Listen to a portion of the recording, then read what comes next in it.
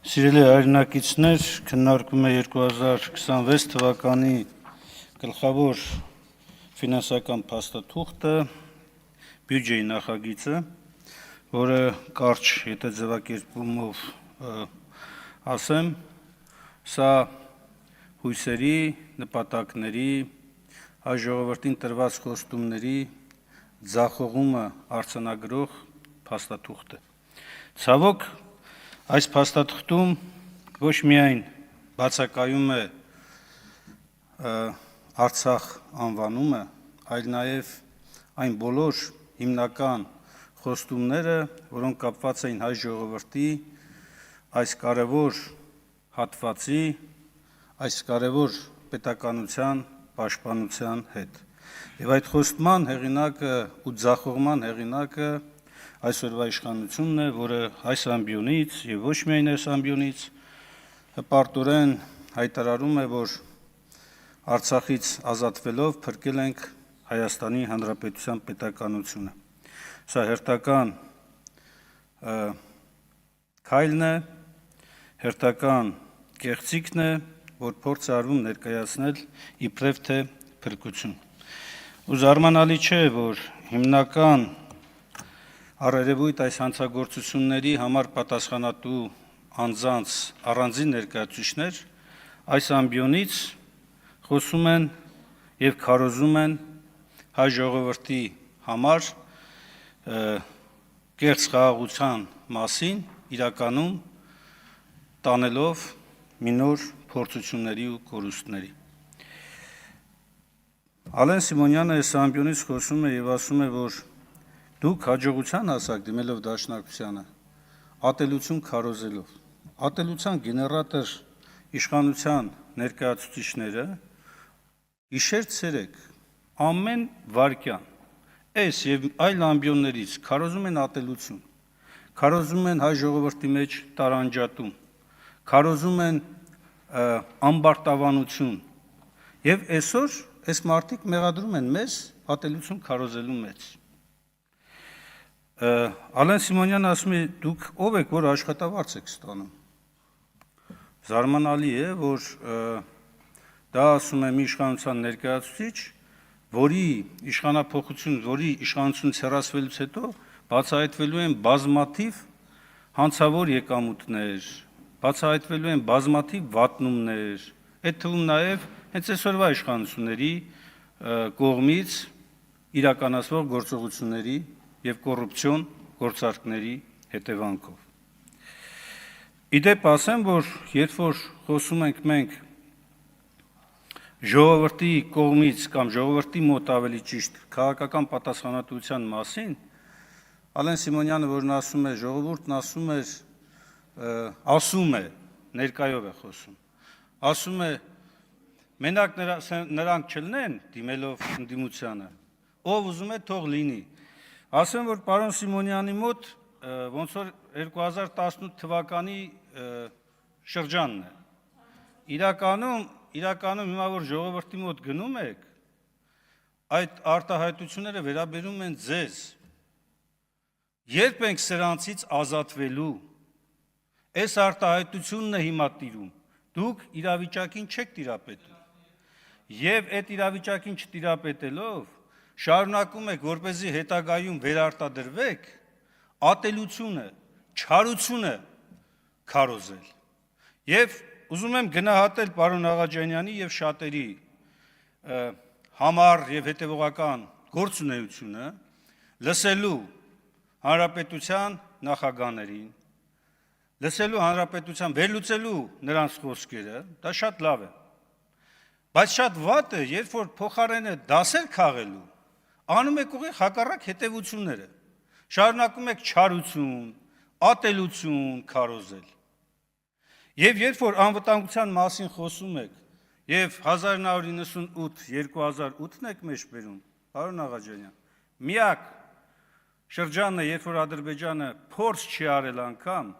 ռազմական որևէ գործողություն ձեռնարկի Հայաստանի Հանրապետության եւ Արցախի Հանրապետության հանդեպ։ Հաջորդ 10 տարիները այն ժամանակաշրջանը, երբ Ադրբեջանի փորձերը ձախողվել են, Միայն ձեր ժամանակաշրջանում է, որ Ադրբեջանի փորձերը ոչ միայն բերել են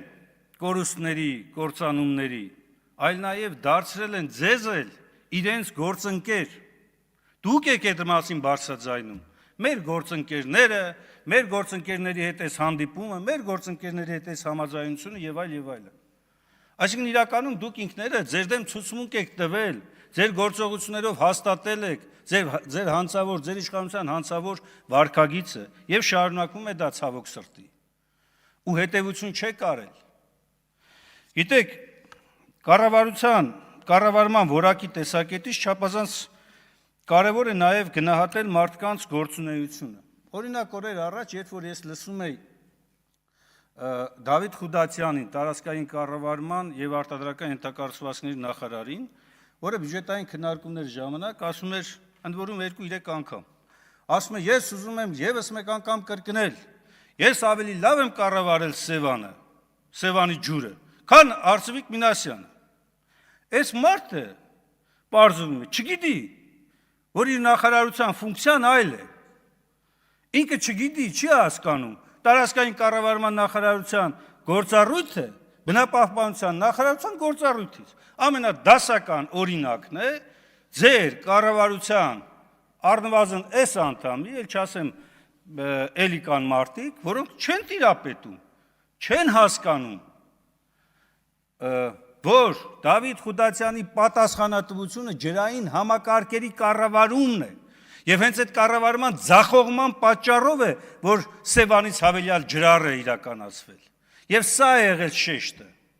Իդեպ Սևանի մասով ասեմ, որ քանի որ հավանաբար Խուդացյանը լսում է ինձ եւ նաեւ դուք, 2017 թվականին, երբ ես բնապահպանության նախարար էի, Սևանի մակարդակը 1900 մետր 48 սանտիմետր էր։ Նոյեմբերի 2-ի դրությամբ։ 2025 թվականի նոյեմբերի 2-ի դրությամբ Սևանի մակարդակը 1900 մետր 32 սանտիմետր է։ 16 սանտիմետրով ավելի պակաս։ Թվում է, որ պետք է ավելին լիներ, չէ՞, բայց այդքան պակաս։ Դա բազմապատկեք 12-ով եւ կստանաք մոտավորապես այն թիվը, այսինքն շուրջ 200 միլիոն թիվը, որ պակասել է Սևանից։ Դա ավելին է, քան նույնիսկ մեկ տարվա ընթացքում Սևանից օրենքով թույլատրվող չափաքանակը։ Սա է կառավարման արդյունքը։ Եվ անգամ Դավիթ Խուդացյանը ձախողել է նույնիսկ ձեր իսկ կառավարման տարիներին լավագույն ցուցանիշ համարվող 2021 թվականի արդյունքը։ Եթե ինքն է համարվում իրեն Սևանի կառավարում իրականացնողը, ապա ինքը սրանով հաստատում է իր գործունեության ձախողման արդյունքը։ Եվ սա բնութագրական է այսօրվա կառավարության գործունեությանը, գրեթե բոլոր ուղղություններով։ Իդեպ մի կարևոր բան էլ Սևանա լճի էկո համակարգի վերականգնման ծրագրում, այս որ նաև այս բյուջեի մաս է կազմում, այստեղ կգտնեք 3 տեղ տարածքային կառավարման նախարարության գործառույթների մասով, բայց 3-ն էլ կապ չունեն Սևանա լճի բարձրացման պատասխանատվության հետ։ Եվ մի կարևոր դիտարկում կենտրոնական բանկի եզրակացության մեջ էլ կար պահուստային ֆոնդի գաղափար։ Ես առաջարկում եմ, որպեսզի այս գաղափարը մի հատ հստակեցվի, ինչ է դա իրենից ներկայացնում։ Դա կառավարության պահուստային ֆոնդն է, թե մի նոր ֆոնդ է ձևավորվում։ Եթե այդ ֆոնդն է ձևավորվում, ապա ուր են օրենսդրական հիմքը։ Ես հասկանում եմ, որ կառավարությունը եւ դուք առհամարած ունեք օրենքը, օրենքի պահանջները, բայց ի վերջո սա եթե աղբյուր չունի, ապա որտեղից պետք է ձևավորվի։ Եթե աղբյուր ունի, ապա ինչու չի բացահայտում, թե աղբյուրը որտեղ է։ Իրականում ձեր կառավարման տարիները, ինչպես Աննա Գրիգորյանը ասեց, այո, ատելության, քարոզության, կորուստների տարիներ են լինելու, տարիներ են, եւ հետագայում այս ամենը, որը հետևում ունի նաեւ կոնկրետ հանցավոր վարքագծի տարեր, բացահայտվելու է եւ մեղավորները միանշանակ կանգնելու են անկախ անաչառ դատարանի առաջ։